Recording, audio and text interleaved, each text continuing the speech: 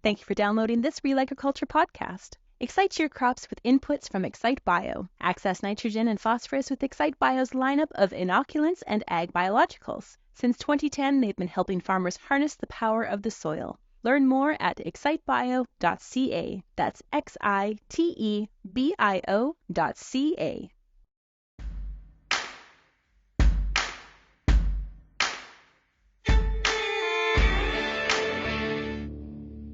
For Real Agriculture, I'm Kelvin Hepner at Crop Connect in Winnipeg, and pleased to be joined once again by Lauren Boundy of Patterson. And Lauren, talking about oat markets, it's time for our annual oat market update, I guess. For sure. Things penciling out fairly well for oats relative to some other crops heading into the 2024 growing season? Yep, new crop oats are penciling out pretty well. For the first time in history, when you look at some budgets, they're near the top rather than the bottom. And return-wise, they should still present a fairly good premium over wheat and other cereals going into new crop to try and encourage some acreage recovery after last year's collapse. Okay. Yeah, last year's collapse, it's been kind of a boom or bust cycle the last couple of years in oats, right? Yeah, we connected with way too many acres based on those $7-8 bids that were out there, as well as a crop to back it up. We have basically got 1.5 crops in 1 year, and it's really weighed on the market. The market did its job. Acres dropped off last year, maybe a little too far. So we need to see recovery back towards some more historical levels, or we're going to have an uncomfortable 24 oat situation. And it's a global oat situation. You look around the globe, and most other countries and major oat producers need to see an oat acreage recovery this year. Okay. So are we in for another boom part of the cycle then, or is it's showing, or are you confident that the market can maybe stabilize and find a steady state? I think we're going to be in a more stable scenario this year, unless there's some desperation that occurs right before seeding, but all signs point to more acres going in. There's still fairly adequate on-farm supplies. Last year's crop was phenomenal quality, and end use is down a fair bit, especially in the feed sector.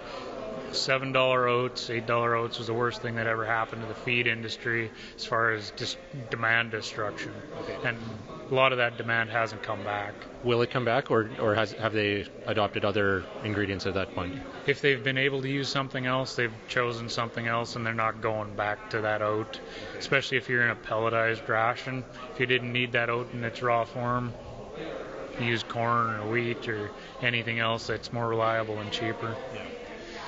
There's a lot of concern in Western Canada about how dry things are heading into the 24 year. Is the oat growing region affected by that, or is that more to the west, or at least on the map, it'd probably be more outside of the oat growing region, right? Yeah, when you look at Western Canada, lo and behold, the Palliser Triangle looks dry.